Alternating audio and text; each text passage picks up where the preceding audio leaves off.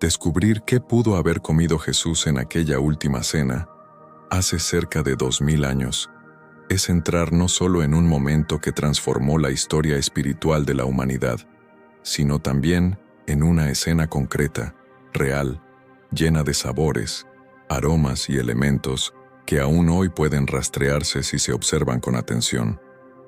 No se trataba de una comida simbólica en el sentido abstracto que muchas veces imaginamos, suspendida fuera del tiempo. Era una celebración de la Pascua judía del primer siglo, llevada a cabo en Jerusalén, una ciudad desbordada de peregrinos, donde desde las azoteas se divisaba el templo y el ambiente estaba impregnado del aroma del pan sin levadura que recorría cada rincón de sus calles. La mesa que Jesús compartió con sus 12 discípulos esa noche no era casual. Estaba regida por normas antiguas, profundamente arraigadas en la tradición del Éxodo. Estas normas definían con exactitud qué debía comerse, en qué orden, con qué palabras y bajo qué significado. Para comprender lo que Jesús comió, es necesario entender que aquella mesa no era espontánea, sino sagrada.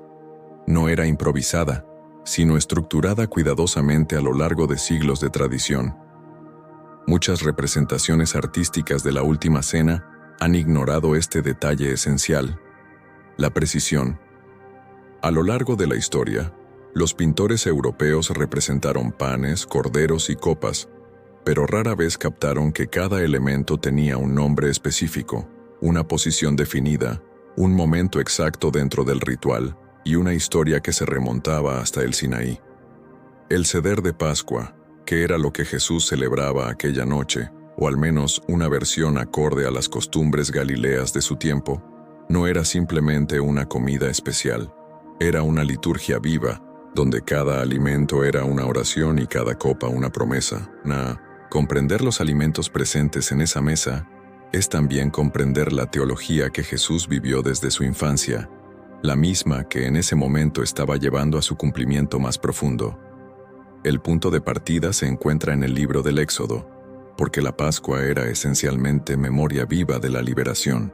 En el capítulo 12, Dios instruye a Moisés con un nivel de detalle sorprendente: un cordero sin defecto, de 1 año, seleccionado en el 10º día del mes de Nisán y sacrificado al atardecer del día 14. Debía ser asado al fuego y comido con pan sin levadura y hierbas amargas. El texto señala claramente: y comerán la carne esa noche asada al fuego, con panes sin levadura y hierbas amargas la comerán. Este mandato no era una sugerencia, sino una orden divina que los judíos del primer siglo cumplían con rigor. Jesús había participado de esta celebración cada año de su vida. La aprendió en su hogar, la vivió en Nazaret y la celebró en Jerusalén junto a su familia.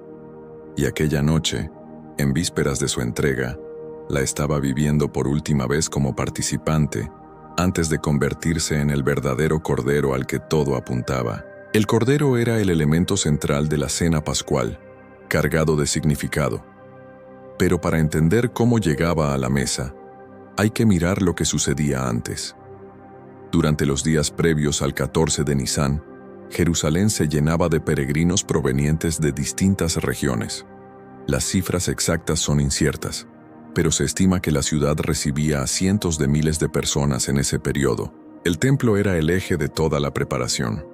Al caer la tarde del 14 de Nisán, que daba inicio al día 15 según el calendario judío, los corderos eran llevados al templo y sacrificados por los sacerdotes. Era un proceso extenso, organizado en turnos, que llenaba el lugar de solemnidad y significado. Luego, cada grupo llevaba su cordero al lugar donde celebraría la cena. Allí se asaba entero, tal como indicaba la ley. No debía cocinarse en agua ni romperse ninguno de sus huesos. Este detalle adquiere una profundidad especial al relacionarse con la crucifixión, donde se menciona que a Jesús no le quebraron los huesos, cumpliendo así las Escrituras.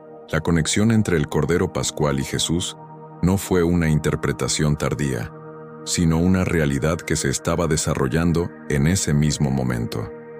Mientras el Cordero era consumido, Jesús anunciaba la entrega de su propio cuerpo, creando un vínculo, que sus discípulos comprenderían plenamente tiempo después. Junto al Cordero, otro elemento esencial era el pan sin levadura, conocido como matzá. Durante la Pascua, estaba prohibido tener levadura en casa. Las familias realizaban una búsqueda minuciosa para eliminar cualquier rastro antes del inicio de la celebración. Este pan era plano, sencillo, hecho solo con harina y agua, cocido rápidamente para evitar la fermentación.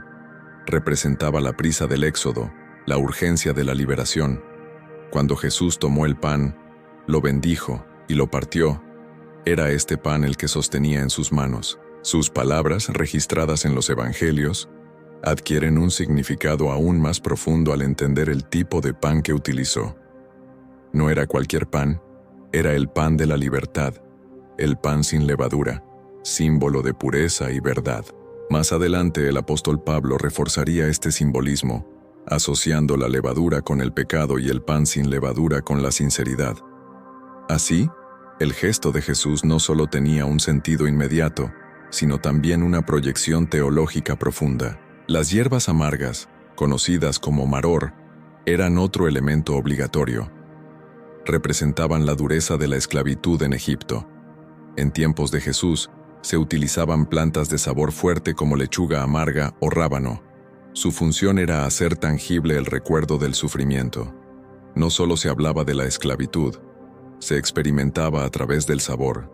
Era una forma de enseñanza que involucraba el cuerpo. Este principio se mantiene en la forma en que Jesús instituyó la Cena del Señor. No eligió conceptos abstractos, sino acciones concretas: comer y beber. Actos que conectan lo físico con lo espiritual.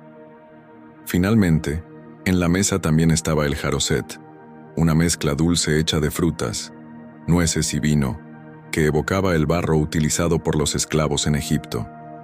Su textura y color servían como recordatorio visual y gustativo del pasado. Cada elemento de aquella cena tenía un propósito, una historia y un significado profundo. Y juntos, formaban no solo una comida, sino una experiencia que unía memoria, fe y cumplimiento en una sola noche que transformó la eternidad.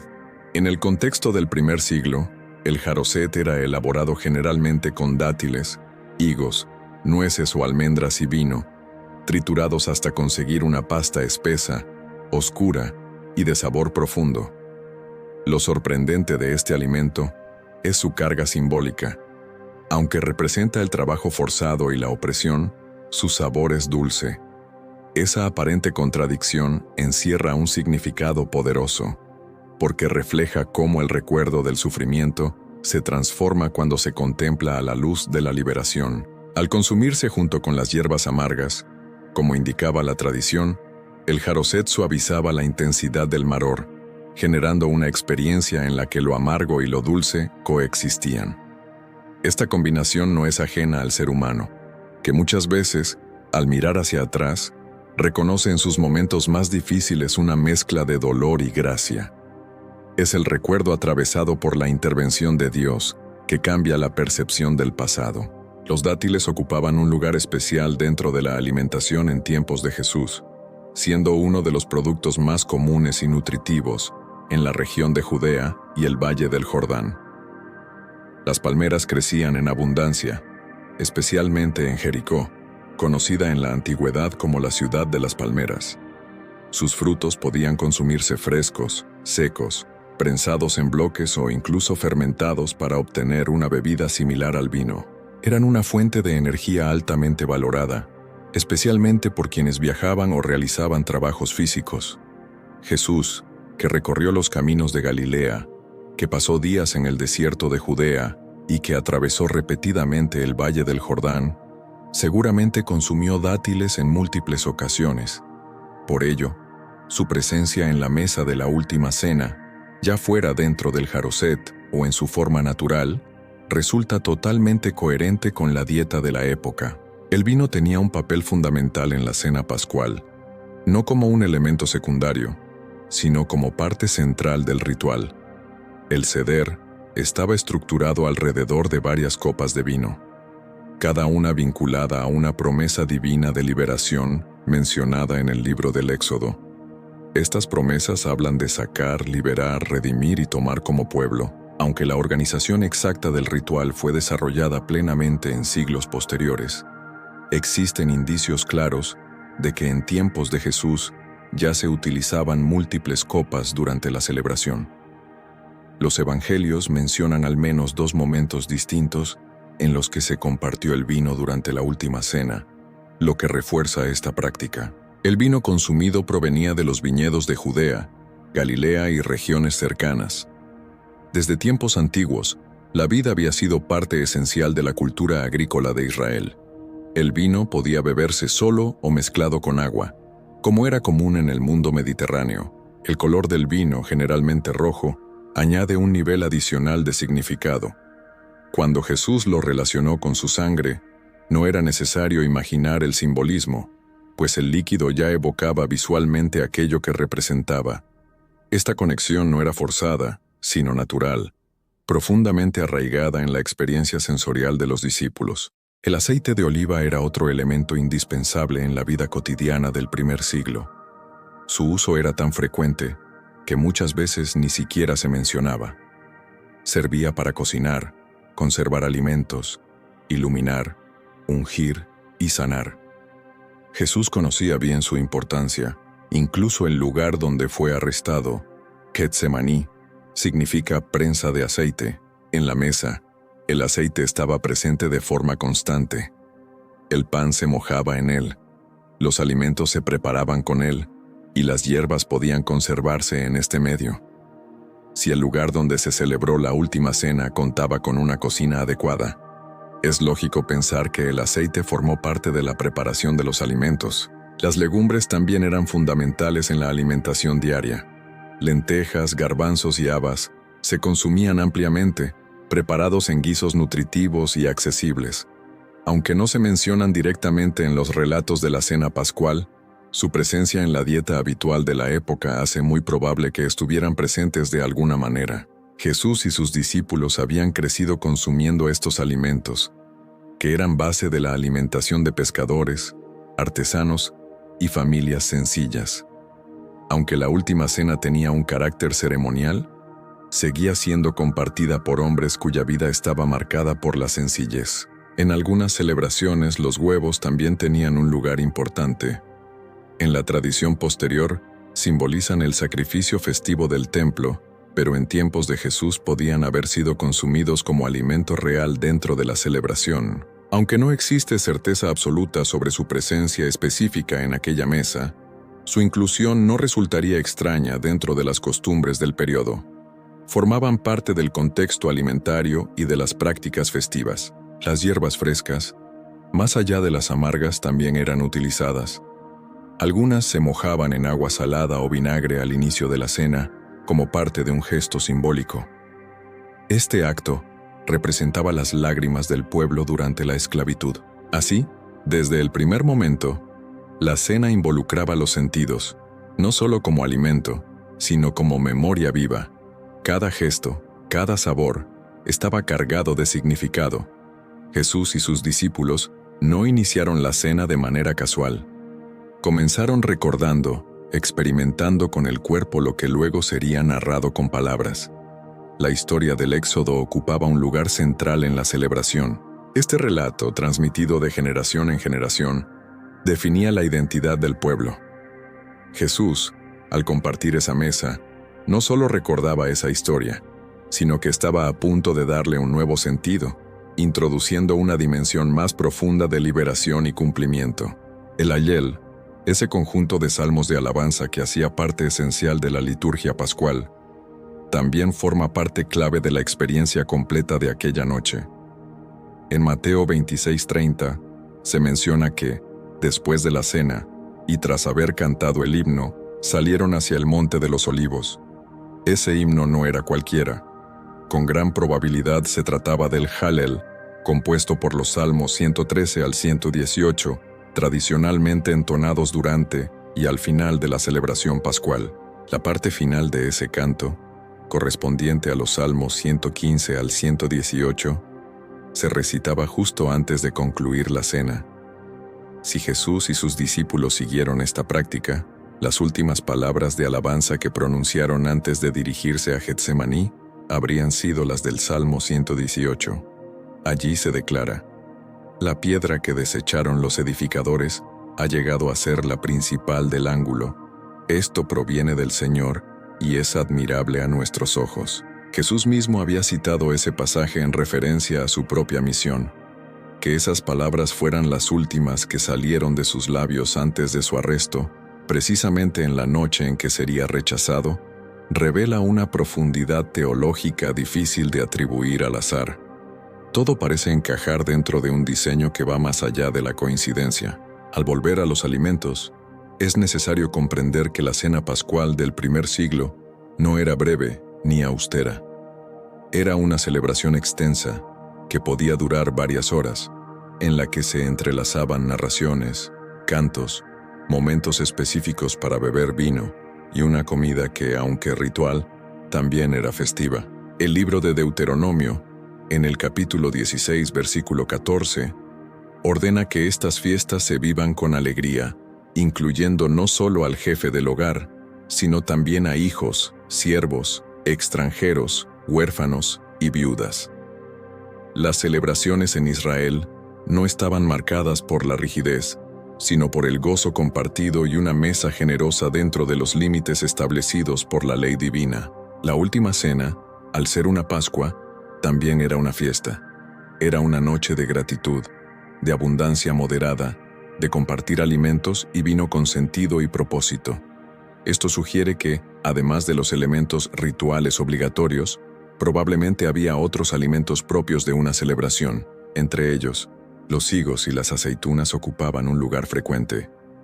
Los higos podían consumirse frescos cuando estaban en temporada, aunque en el mes de Nisán no era el momento principal de cosecha. Sin embargo, también se almacenaban prensados en bloques que se conservaban durante meses. Las aceitunas, por su parte, estaban disponibles durante todo el año, conservadas en sal o vinagre.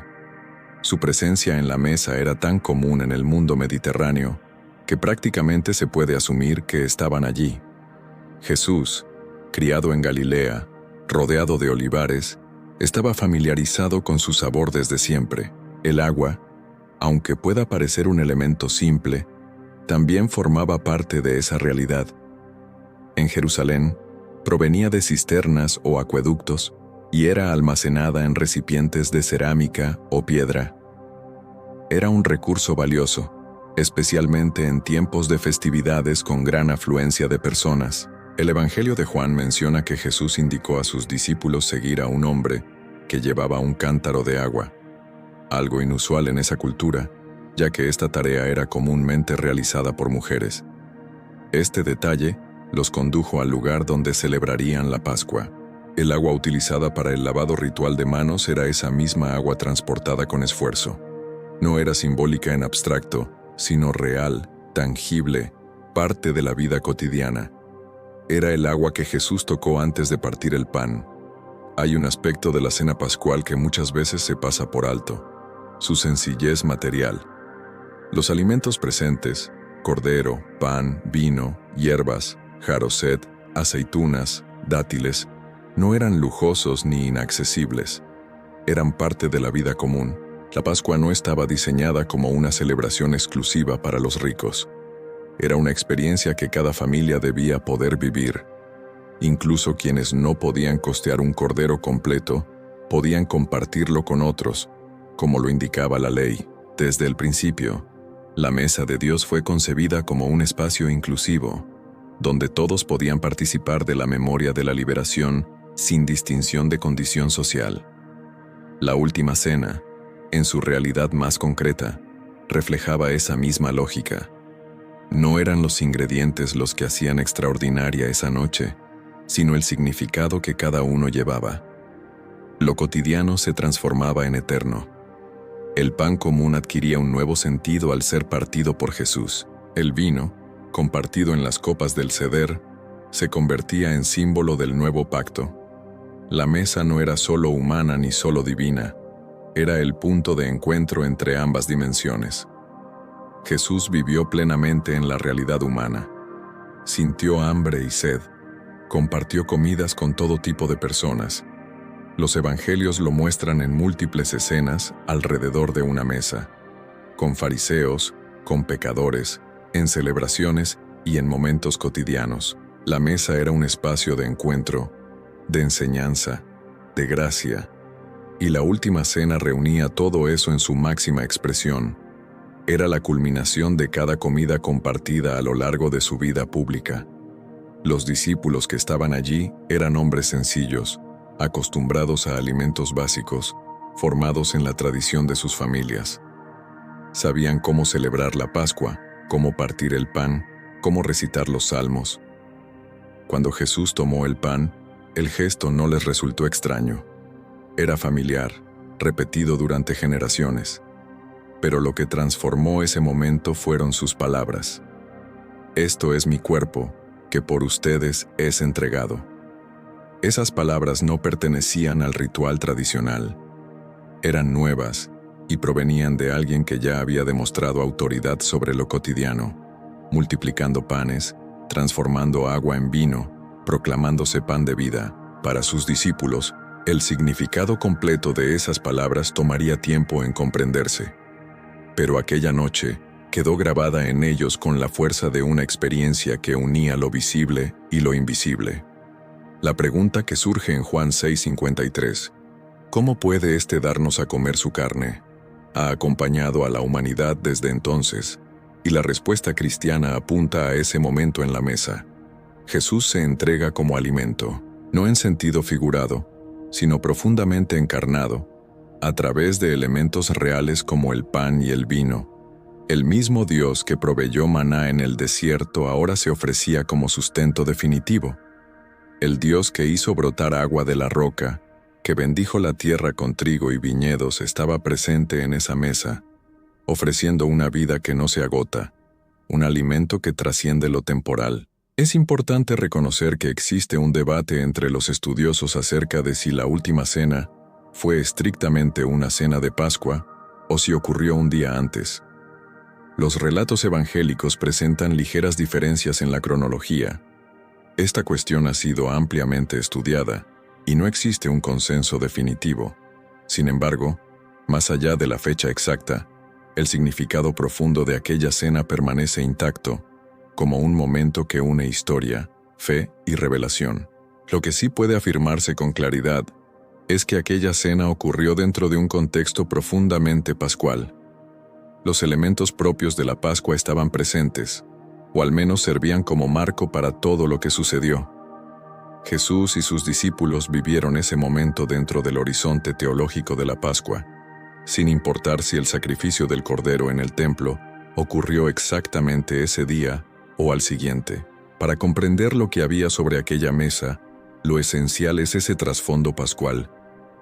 Cada elemento hablaba de liberación, todo evocaba el Éxodo.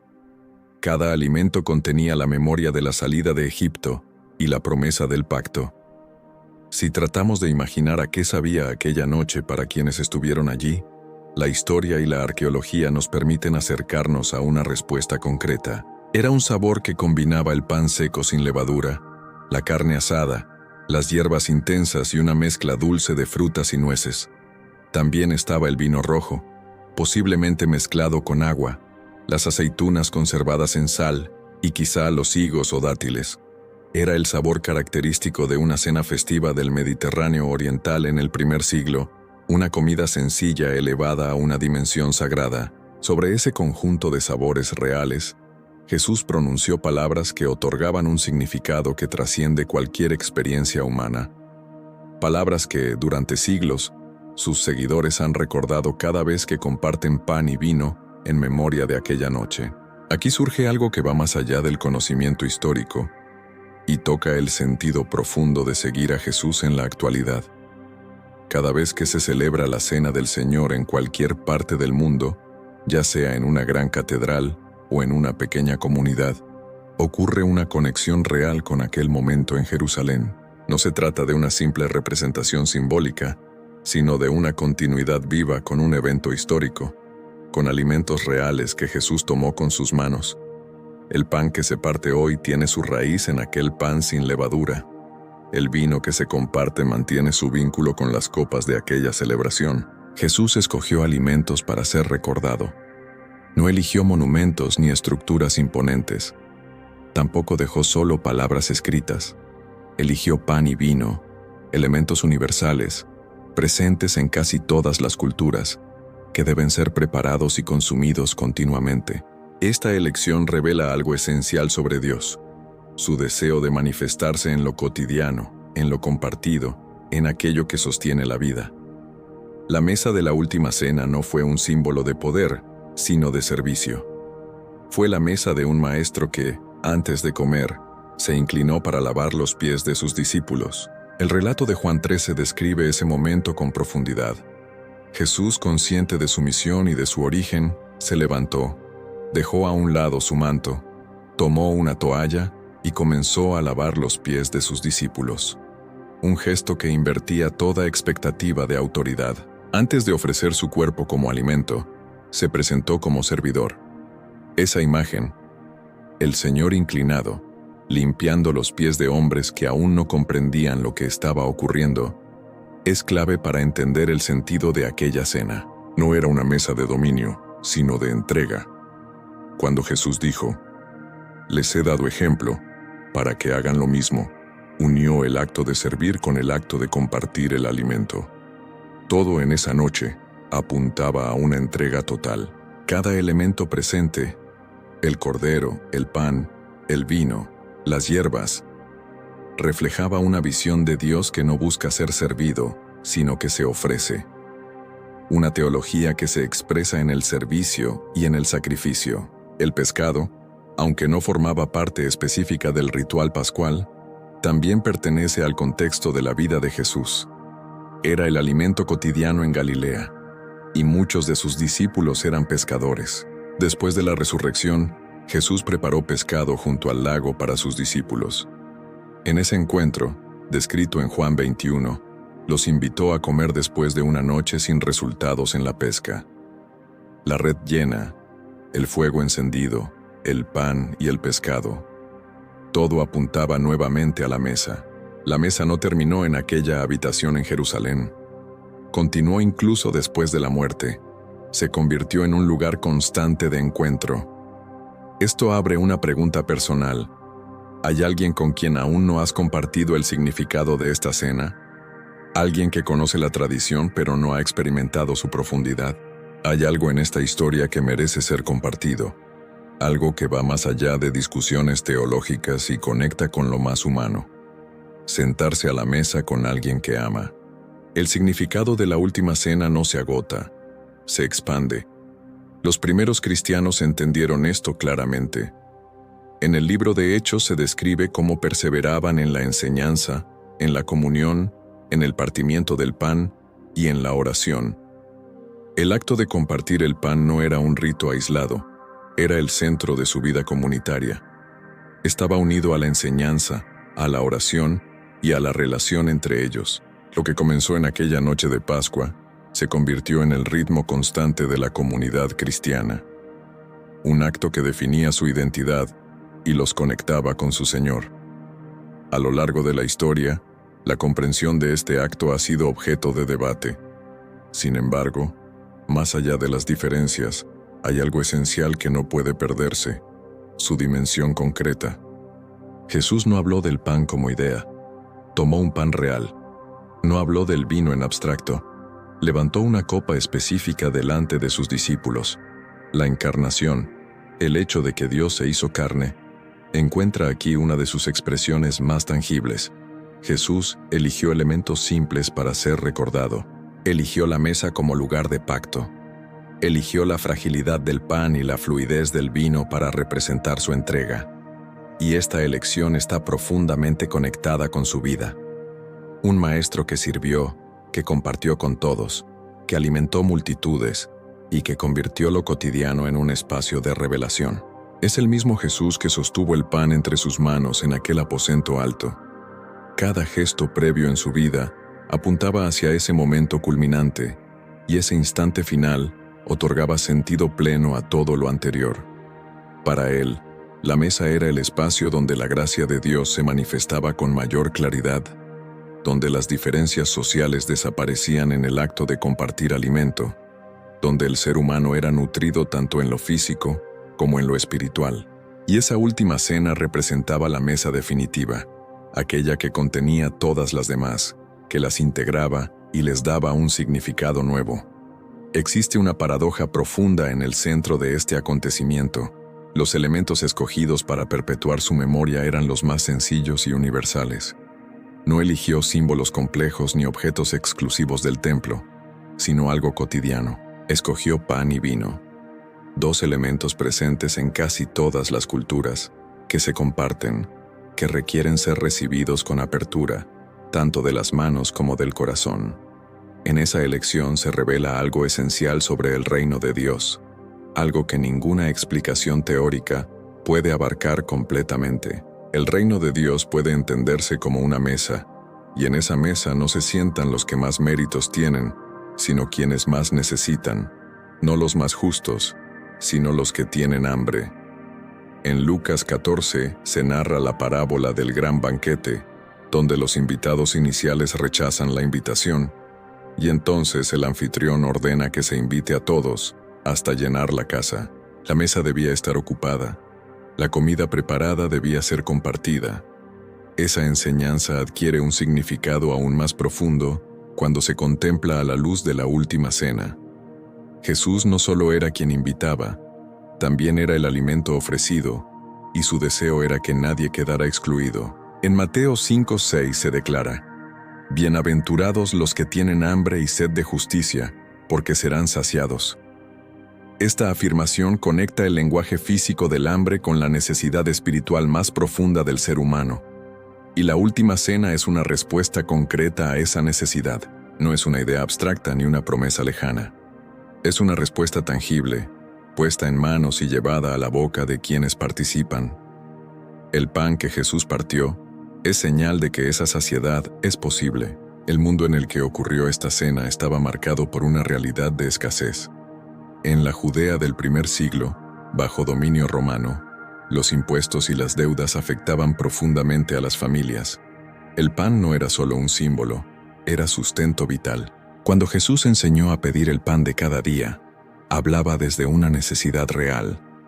Y al tomar el pan en la última cena y asociarlo con su cuerpo, tomó el elemento más básico de la supervivencia y lo llenó de un significado que trascendía lo material sin ignorarlo. El Dios revelado en la Escritura es un Dios que alimenta cuerpo y alma, y la última cena es uno de los momentos donde esta verdad se expresa con mayor claridad.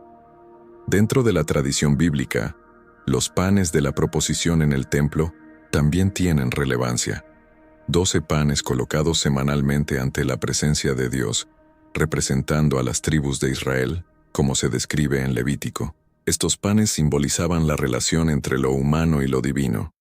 Cuando Jesús tomó el pan en aquella cena y lo identificó con su cuerpo, estaba conectando con esa tradición, presentándose como el mediador definitivo. A diferencia de los rituales que debían repetirse constantemente, su entrega es única y suficiente. Como afirma Hebreos, se ofreció una vez para siempre. Esto marca una diferencia fundamental entre el sistema sacrificial antiguo y el nuevo pacto. Ya no se trata de repetir sacrificios, sino de recordar y participar de uno que ya fue consumado. El pan compartido en la cena del Señor no repite ese sacrificio, sino que lo anuncia y lo celebra. Como dice 1 Corintios, cada vez que se participa de este acto, se proclama la muerte del Señor hasta su regreso. Este gesto tiene una dimensión temporal que conecta el pasado con el futuro. Une la memoria de lo ocurrido con la esperanza de lo que vendrá. Cada vez que alguien se sienta a esta mesa, vive en ese espacio entre cumplimiento y expectativa, recordando y esperando al mismo tiempo. El libro de Apocalipsis presenta la culminación de esta imagen en la cena de las bodas del Cordero. Una invitación final a una mesa eterna. El mismo Cordero que aparece en el Éxodo, que se manifiesta en la Pascua de Jesús y que preside el banquete final, es una figura continua a lo largo de la historia bíblica. Esta conexión no es una construcción forzada, está presente en el desarrollo mismo del relato bíblico. Dios es quien alimenta y quien invita a su mesa. Y cuando llegó el momento decisivo, no eligió un discurso elaborado, sino una cena compartida. Aquella mesa en Jerusalén, con sus alimentos sencillos, sus cantos y sus luces, reunía a hombres que aún no comprendían plenamente lo que estaba por suceder. Sin embargo, ese momento se convirtió en el centro de la historia desde la perspectiva de la fe. No fue una metáfora, fue un evento real. Ocurrió en un lugar específico, en un tiempo concreto, con alimentos que pueden describirse y entenderse, y precisamente por su carácter real, sigue siendo significativo hoy. Porque lo que ocurrió allí puede ser vivido nuevamente por quien se acerca con fe. Jesús no comió algo distinto a lo habitual esa noche. Lo extraordinario fue lo que hizo con esos elementos. Los tomó, habló sobre ellos con autoridad, los partió y los compartió. Y en ese acto inició algo que continúa hasta hoy, alcanzando a cada persona que escucha este mensaje. Cualquiera que sea tu historia, cualquiera que sea tu necesidad interior, esta invitación también es para ti. El pan fue partido para todos, la copa fue compartida para todos, la mesa está preparada. Si este mensaje ha tocado algo en tu interior, compártelo. Y si deseas seguir explorando este camino, permanece atento, porque aún hay mucho por descubrir sobre este Dios que se revela en lo sencillo y transforma lo cotidiano en eterno.